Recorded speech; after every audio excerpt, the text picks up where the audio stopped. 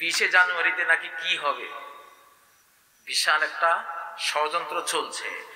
যদি 20শে জানুয়ারি কেন, 20শে ফেব্রুয়ারি কেন, 20শে মার্চ যদি টের পাই, 5 কোটি লোকের সমাগম ঘটাবো ঢাকায় আমরা ইনশাআল্লাহ। রেডি হও রে, রেডি হও, গাজওয়াতুল হিন্দের জন্য রেডি হও, রেডি হও রে, রেডি হও, রেডি হও রে, রেডি হও, গাজওয়াতুল হিন্দ যুদ্ধের জন্য রেডি হও। আপনারা একটা জিনিস খেয়াল রাখবেন, এখন বাংলাদেশে রং বদলানো হচ্ছে। অতীতেও জুলুম করেছে, ফ্যাসিবাদের বন্ধু ছিল, ফ্যাসিবাদের পদবীধারী ছিল, ফ্যাসিবাদের সাথে হাতে হাত মিলিয়ে হাজার কোটি টাকা বানিয়েছে। এখন আবার চরম বদলে, রং বদলে এখন বিপ্লবী সাজতেছে, ঠিক নয় কি? বিপ্লবী সেজে আমাদেরকে বলতে চাচ্ছে যে তোমরা কি না, তোমরা বাংলাদেশের বন্ধু না, আমরাই বন্ধু। কত বড় হাইজাকার! আমাদের গোটা বিপ্লবকে হাইজ্যাক করার কাজ অর্ধেক করে ফেলেছে, বাকি অর্ধেক হাইজ্যাক করার চেষ্টা চলছে, ঠিক নয় কি? প্রিয় ভাইয়েরা, কি বলবো, ইমাম, খতিব, মুয়াজ্জিন, ধর্মপ্রাণ সকল দিনদার মুসলিম ভাই বোনেরা, 10 নাম্বার মহাবিপদ সিগন্যাল দিয়ে গেলাম। আগামী দিনগুলোতে এই 10 নম্বর মহাবিপদ সিগন্যাল চলতে থাকবে।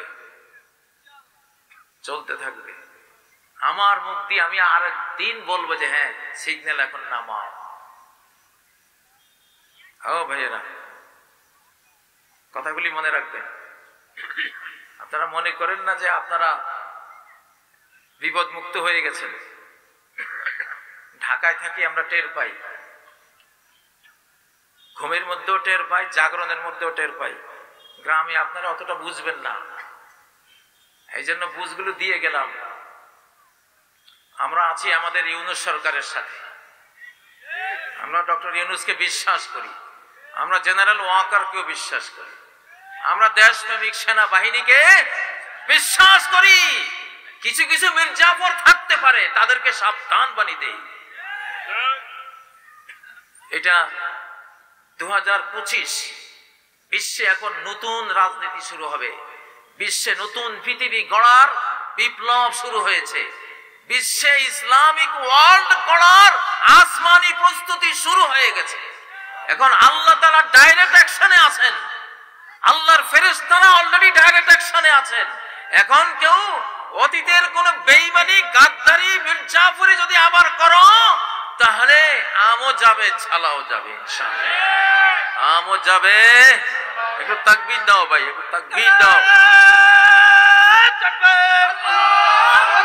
আল কোরআনের আলো, আল হাদিসের আলো, বিপ্লব বিপ্লব ইসলামী বিপ্লব। কে বলে রে রাজাকার, কে বলে রে রাজাকার, মুফতি কাজী ইব্রাহিম মোদের অহংকার, মুফতি কাজী ইব্রাহিম এগিয়ে চলুন, আমরা আছি আপনার সাথে, আমরা আছি আপনার সাথে, মুফতি কাজী ইব্রাহিম এগিয়ে চলুন ইনশাআল্লাহ। আমি সাইক্লোনের সময়ে জাহাজ চালাইতে ভালোবাসি। আমি নিস্তরঙ্গ, তরঙ্গহীন নদীতে আমি জাহাজ ভাসাই না, খুব নিরীহ চলি, খুব নিরীহ, আপনাদের মতোই। কিন্তু যদি কেউ আক্রমণ করেছে, তাহলে কিসের আলেকজান্ডার দ্য গ্রেট, কিসের মানসিংহ, ঈসা খান, চেঙ্গিস খান সব ফেল করে দেব ইনশাআল্লাহ। জিন জাতিরা জানে কাজীর মায়ের অ্যাকশনটা কেমন। আমার মনে হয় সারা পৃথিবীর জিন জাতিদের যে কোনো মহাদেশে গিয়ে জিজ্ঞাসা করলে আমাকে চিনবে। বললাম, সত্যি কথা বলছি। তো দাজ্জালের ওয়াজ করি। দাজ্জালের মা বাবার একজন জিন, মা বাবার একজন জিন, একজন মানুষ। আমি যখন কাতারে ছিলাম, আমি প্রত্যক্ষ আক্রমণের শিকার হয়েছিলাম কাতারে, ডাইরেক্ট। ওটা দাজ্জালে আক্রমণটা করেছিল, কারণ আরব সাগরের কোনো এক দ্বীপে দাজ্জাল আছে, আর কাতার হলো দ্বীপ রাষ্ট্র।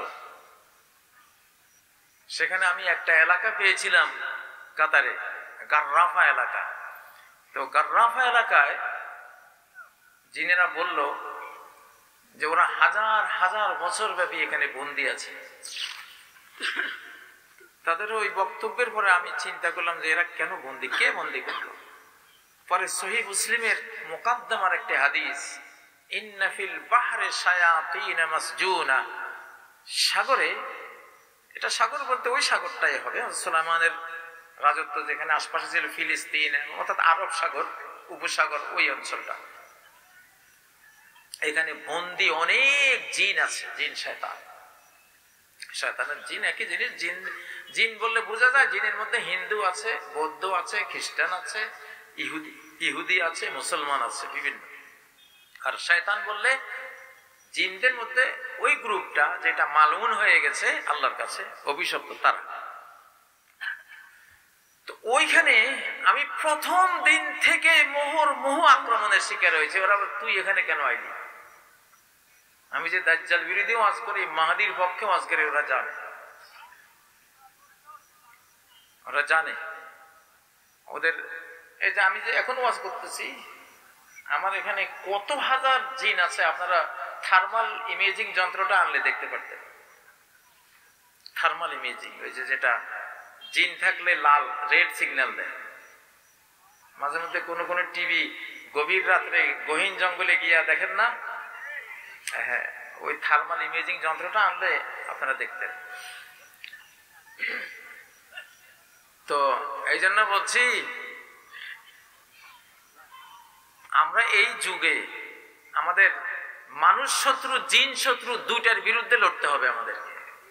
কারণ দাজ্জালের যুগ, দাজ্জাল জিনদেরকে সমান ব্যবহার করে।